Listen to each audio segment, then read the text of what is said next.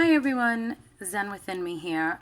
I just wanted to do a real quick life hack video. I just want to explain to my viewers, this channel is not just about doing spells and creating products spiritually. I'm also going to include some little life hack videos here and there for things that help me that I would like to share with you. So here I'm showing you this peeled garlic. Okay, now a lot of us buy by the clove or we buy it by the sleeve. So Thanksgiving is coming up. Everyone's doing a lot of cooking. I personally, everyone gets their nails done. You don't want to have to worry about peeling garlic and all that nonsense. So I bought this, and for some people this might be too much, but this is the trick. When you feel your garlic is starting to go bad, or it might start to go bad, all you have to do is grind it up and mix it with some oil of your choice.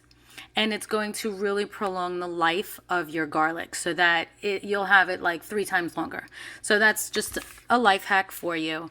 Okay, happy Thanksgiving everyone. I'll try and put another video up. Bye.